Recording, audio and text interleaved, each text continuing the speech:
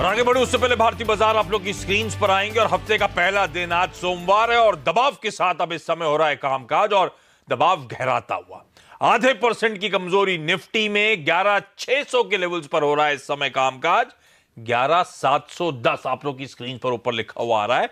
ये आज के हाईज थे, तो दिन के हाईज थे। हाईज जहां खुले वहीं बनाए हमने और वहां से अब 100 पॉइंट से ज्यादा निफ्टी कमजोरी के साथ ट्रेड करता हुआ। तो दिक्कत थोड़ी सी बढ़ती हुई दिन के निचले स्तरों पर हो रहा है कामकाज। तो हफ्ते के पहले दिन कुछ मुनाफा वसूली का प्रेशर हावी होता हुआ। ध्यान रखें इसी तरह का एंड में जाते थे। फ्राइडे को बड़ा शार्प अप मूव आया था, अब वो अप मूव ही इस समय निगेट होता हुआ स्क्रीन पर। दबाव में ऑयल एंड गैस है और उसके पीछे वजह है वो ब्रेंट जो है $70 के ऊपर 5 महीने के हाइज में। तो HPCL, BPCL, IOC सब प्रेशर के साथ कामकाज कर रहे हैं इस समय, दबाव गहराता हुआ। तो oil and gas as a space lose out कर रही है।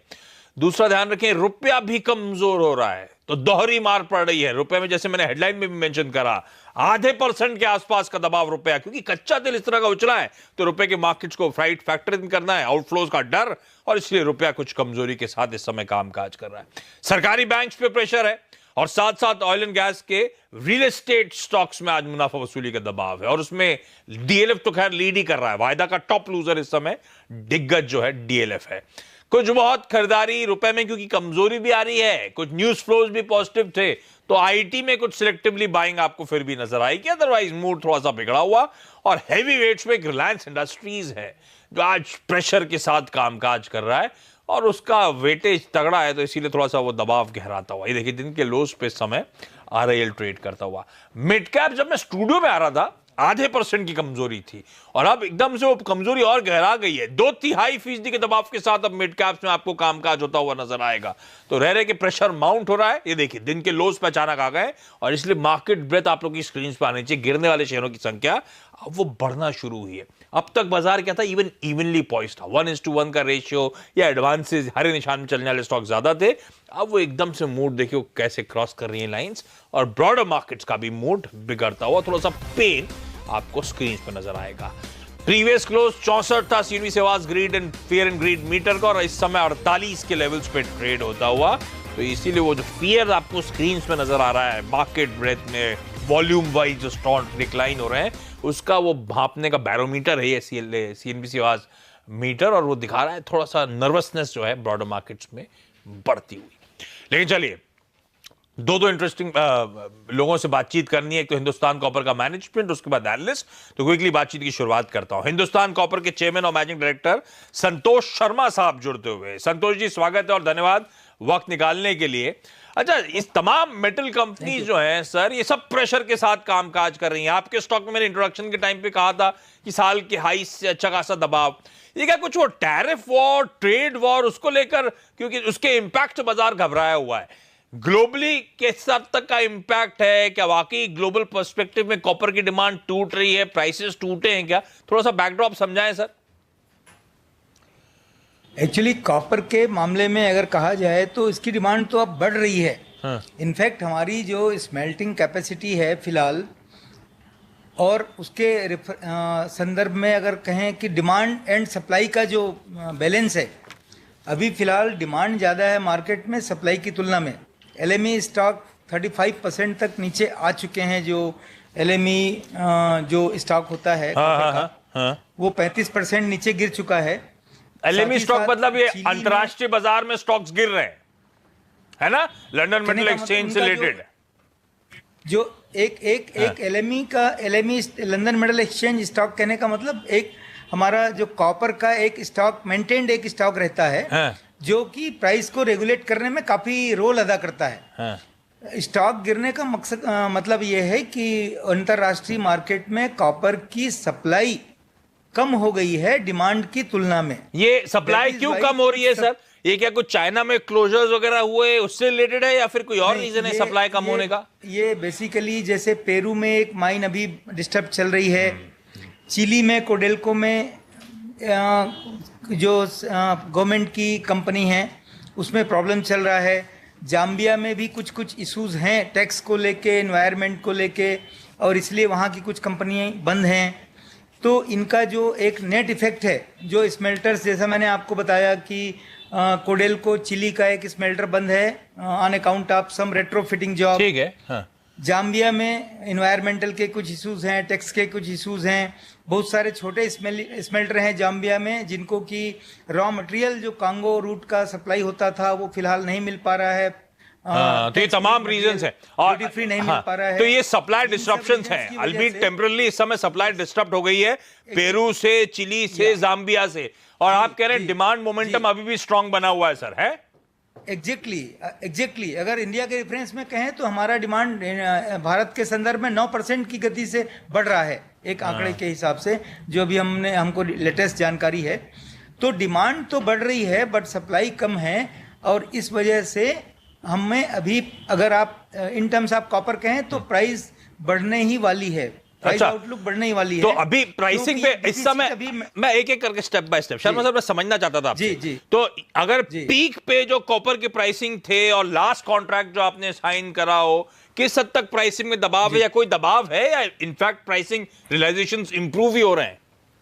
रियलाइजेशन इंप्रूव हुआ है पिछले क्वार्टर के। आप देखिए जो एवरेज एलएमई आप अगर देखें first that last quarter and this recent quarter जो अभी बीता है 31 मार्च को, तो प्राइस आपको average LME price is very stable and strong. तो ये सेंटिमेंट ज्यादा हावी हो रहे हैं, ना कि धंधे पे इंपैक्ट है। Actually it is based on the physical fact also, जैसा मैंने आपको इंडिकेट किया कि एलएमई का स्टॉक नीचे आ रहा है और मार्केट में डिमांड ज़्यादा है, सप्लाई कम है, और जो स्मेल्टर्स अभी फिलहाल हमारे बंद हैं उनके नियर फ्यूचर में इमीडिएटली चालू होने का कोई स्कोप नहीं है। इन सारे रीजंस की वजह से प्राइस आउटलुक अगर कॉपर का कहेंगे स्ट्रांग होने वाला है। अच्छा। अभी 6500 के आसपास स्टेबल है और ये आने वाले क्वार्टर में और स्ट्रांग होगा। अच्छा, एक बात बताइए 7000 के आसपास आ जाए। आपने डोमेस्टिक डिमांड का अंदाजा, एक रिपोर्ट सजेस्ट करती है कि 9% का इजाफा देखने को मिला है। अब जरा भारत को पर्सपेक्टिव में रख के बताएं, हमारे यहाँ डिमांड सप्लाई सिचुएशन कैसी है, क्योंकि हिंदुस्तान कॉपर इकलौता था, तो किस हद तक आप उसकी आपूर्ति कर पाते हैं, किस हद तक हमें निर्यात करना पड़ता है सर? डिमांड सप्लाई सिचुएशन अगर आप भारत देश की बात करेंगे तो let me make it clear कि हिंदुस्तान कॉपर, रिफाइंड कॉपर के सेगमेंट में अगर आप देखेंगे तो हम तो अभी फिलहाल लगभग 6% के आसपास ही पूरा कर पाते हैं। अच्छा। जो बाकी जो रिफाइंड कॉपर का मार्केट है ये कैप्चर किया हुआ है हमारे प्राइवेट इंडस्ट्रीज के द्वारा कस्टम स्मेल्टर्स के लिए।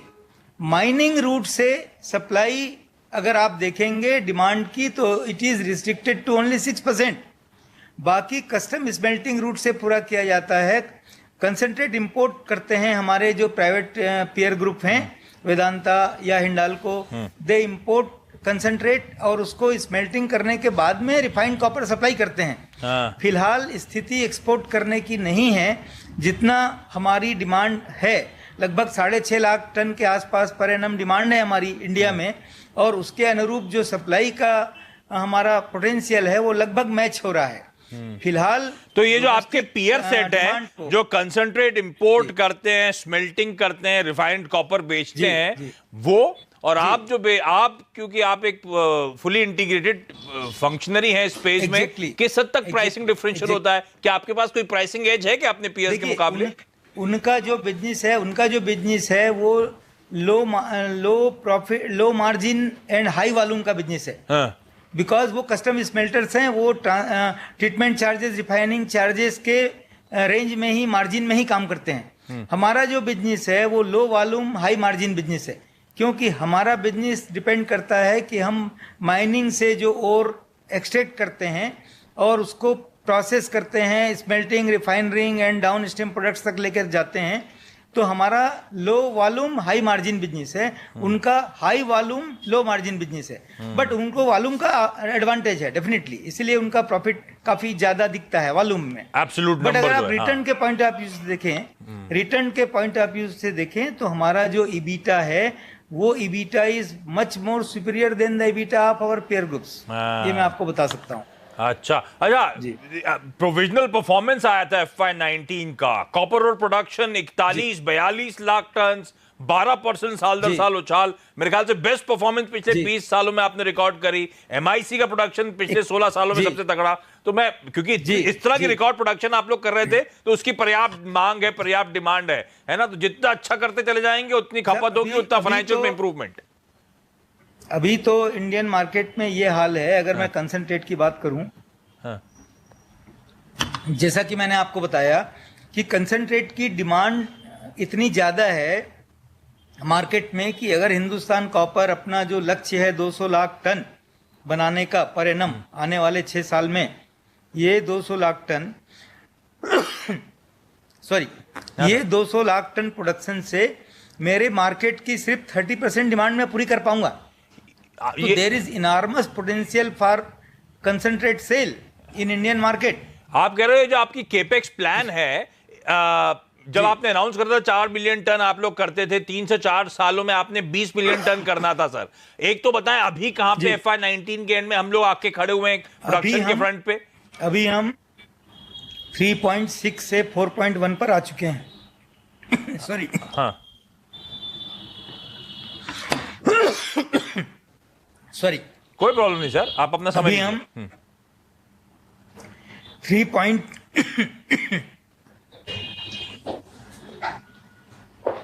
मैं एक ब्रेक ले लूं सर? ब्रेक लेके आऊं? नहीं, नो प्रॉब्लम, नो प्रॉब्लम। आप विक्स की गोली नहीं रखते अपने पास क्या? सॉरी, अभी हम 3.8 मिलियन टन का जो लेवल था प्रोडक्शन का,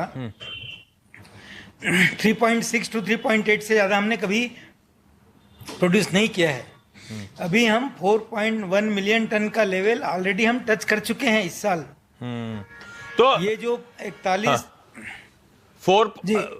ठसका लग गया सर आपको। मैं ब्रेक ले लूं क्या? 4.1 मिलियन टन का जो लेवल है, ये 4.1 मिलियन टन का लेवल पिछले 20 साल का, 21 साल का बेस्ट प्रोडक्शन है। हाँ, नहीं ये तो मैं पढ़ रहा था। तो और ये प्रोडक्शन हमारा जो एक्सपांशन प्लान है अल्टीमेटली हाँ। 200 lakh tonne with in coming 6 years, ये उसी के अनुरूप है। ये विद इन 6 और years, हम आने ये आप वाले- कह रहे हो 6 साल, तो मतलब FY25 तक ये आप लोग 20 मिलियन टन तक पहुंचेंगे सर, है ना? जी, ये हमारा और प्लान जब आप है। 20 और मिलियन ये टन पे 4.1 पहुंचोगे तब इस देश की डिमांड का जी। 30% आप मीटअप कर रहे होगे। एग्जैक्टली, हाँ। एग्जैक्टली। और हमारे कमिंग ईयर का प्लान है 5.1 मिलियन टन। तो आसान शब्दों में यहां से लेकर हर साल आपकी कैपेसिटी बढ़ेगी, और आप कह रहे हो डिमांड अच्छी है, रियलाइजेशंस को लेकर कोई इश्यू नहीं है, प्राइसिंग अच्छी है। तो मैं अज्यूम करूं हिंदुस्तान और कॉपर के इसलिए फाइनेंशियल में कंपनी हर की साल फाइनेंशियल उतना ही हेल्थ बहुत अच्छी प्रोस्पेक्टिवली इंप्रूवमेंट आएगा। एग्जैक्टली। अभी हमारा एक चीज मैं आपको बिना पूछे बताना चाहूंगा कि हमारा जो एक्सपांशन प्लान है, ये एक्सपांशन प्लान पूरी तरह से ट्रैक में है।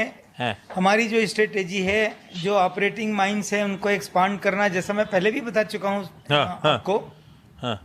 और नए माइंस जो हमें ग्रीन फील्ड में खोलना है, या जो हमारे क्लोज माइन है उनको रीओपन करना है, ये सारे प्रोग्राम एकदम ट्रैक पे चल रहे हैं। वो सारे आपने डिटेल। अच्छा, एक बात बताएं सर, पिछले साल के अगस्त में वो फंड रेजिंग के प्लान्स थे, QIP के जरिए टेम्पररी लोन लेने की जरूरत, NCD इशुएंस की बात करी थी, उसके बाद अपडेट्स नहीं आए। जी। क्या चल रहा है सर? सरकार की तरफ से कोई फंड इन्फ्यूजन आया क्या? मेरा कैपिटल एक्सपेंडिचर का प्लान गवर्नमेंट ने ऑलरेडी अप्रूव कर रखा है। और ये कैपेक्स फंड, जो फंडिंग मुझे कैपेक्स के थ्रू करनी है, this is part of my capex. मैं इसी के भरोसे नहीं हूँ। मेरा इंटरनल एक्रूवल, जो मेन सपोर्ट है मेरा इंटरनल एक्रूवल है। अच्छा, ये QIP के सरकार को करना था क्या? सरकार पैसा डालने वाली थी ना? नो, QIP कंपनी को ही करना है। उसके लिए हमको 1 साल का वक्त दिया जाता है। पिछले अगस्त में ये हमको परमिशन मिली थी, तो हमारे पास अभी सफिशिएंट वक्त है।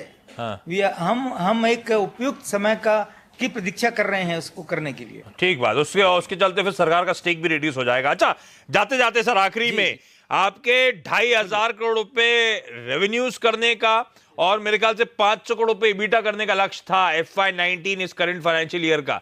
ओवर अचीव करेंगे मानू क्या? नियर टू 500 करोड़ के EBITDA के मैं एकदम पास हूं। अभी ऑडिट नहीं हो पाया है, इसलिए मैं आपको फाइनेंशियल फिगर्स नहीं बता सकता। ठीक, but I can tell you कि मैं अपने लक्ष्य के बहुत करीब हूं। ठीक है, मैं ज्यादा नंबर्स पे बात करूंगा भी नहीं, क्योंकि अब आपके रिजल्ट्स आने तो रिजल्ट्स पे सर से फिर से बातचीत होगी। लेकिन शर्मा सर आप देखिएगा। हाँ, थैंक यू सर वक्त निकालने के लिए, और अपनी तबीयत का ख्याल रखें सर।